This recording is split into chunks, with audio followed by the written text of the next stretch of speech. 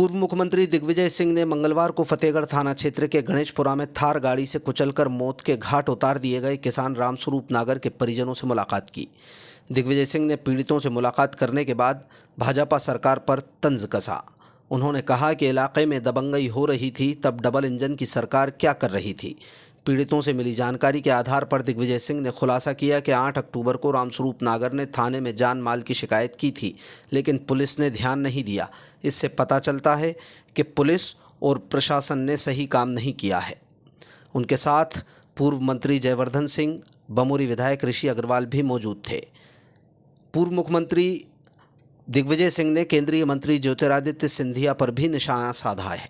उन्होंने कहा कि ज्योतिरादित्य सिंधिया को गणेशपुरा आकर देखना चाहिए कि उनके लोग किस तरह की दबंगई कर रहे हैं।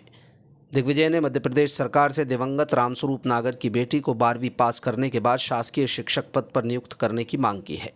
उन्होंने दो टूक कहा कि कोई भी आरोपितों को कितना भी संरक्षण दे, लेकिन हम उन्हें कड़ी से कड़ी सज़ा दिलाकर रहेंगे। दिग्विजय ने राजस्थान के रास्ते हो रही मादक पदार्थों की तस्करी का मुद्दा भी उठाया। दिग्विजय ने पीड़ित परिवार से मुलाकात करते हुए घटना की पूरी जानकारी ली। उन्होंने कहा कि जिस व्यक्ति ने इस तरह का जघन्य अपराध किया है, उस पर समाज में रहने का कोई अधिकार नहीं है। उन्होंने आश्वस्त किया कि वो पीड़ित परिवार के साथ हैं। इससे पहले गुना जिला प्रशासन ने आरोपित महेंद्र नागर द्वारा कब्जाई गई करीब 4 हेक्टेयर ज़मीन को अतिक्रमण मुक्त कराया। महेंद्र नागर ने चरनोई भूमि पर भी कब्जा कर लिया था, उसे अतिक्रमण मुक्त करा लिया गया है। यहाँ पर हम लोग सुन रहे हैं, अगर उसमें तिलमात्र भी सच्चाई है, मुझे तो पूरा भरोसा है कि पूरी सच्चाई है, तो आखिर ये सारी इस प्रकार की जो दबंगाई है, दादागिरी है,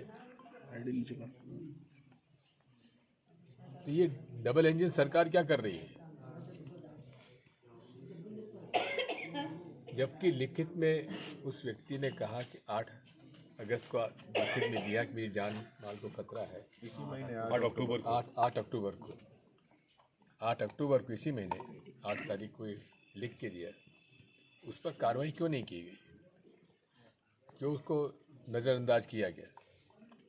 एक गंभीर विषय है, इस पर हम लोग बारे में चर्चा भी करेंगे और इनको आर्थिक सहायता मिलनी चाहिए, क्योंकि ये पहली बार इस साथ घटना नहीं हुई है। चुनाव के दिन भी, वोटिंग के दिन भी उसके साथ मारपीट की गई थी और निरंतर उस पर 10 तरह की उनको धौंस दपट दी जा रही थी। ये सब आवश्यक कार्रवाई की जाना चाहिए थी, उसको सुरक्षा दी जाना चाहिए थी। इन्हें आर्थिक सहायता मिलनी चाहिए। बड़ी बच्ची अभी 12वीं में है, जैसे ही अगर वो 12वीं पास करती है तो उसको शिक्षिका की नियुक्ति तो आसानी से दी जा सकती है, देनी चाहिए, क्योंकि उसकी माताजी की तबीयत भी ठीक नहीं रहती है, उसका भी इलाज चल रहा है। ये बहुत ही एक दर्दनाक घटना है और हम लोग इस परिवार के साथ हैं और इसको कितने ही इनको राजनीतिक संरक्षण हो, इन्हें सज़ा दिला के रहेंगे। और यदि कोई अवैधानिक इन्होंने निर्माण किया हुआ है, तो जब छोटी छोटी बातों पे बुलडोजर चल जाता है तो इस पर भी चलना चाहिए। क्यों नहीं चलता है? राजस्थान बॉर्डर के नाम पे मादक पदार्थों का धंधा किया जा रहा था, पूरा खुले रूप से धंधा अपने हिसाब से मुंडी लगा रखी है। शराब और गांजा ये किराने की दुकान से बिक रहा है। अब आप समझिए, अभी मौजूद में पेड़ लगे हुए हैं गांजे के पेड़ अभी मिले हैं यहाँ पर। पुलिस प्रशासन को उनके घर के अंदर गांजे के पेड़ मिले हैं। ये क्या हो रहा है सब कुछ? मैं तो कहता हूँ कि ज्योतिरादित्य सिंधिया जी को यहाँ आना चाहिए, इस परिवार से मिलना चाहिए और किस प्रकार की दबंगाई उनके लोग कर रहे हैं इस बात को जानना चाहिए।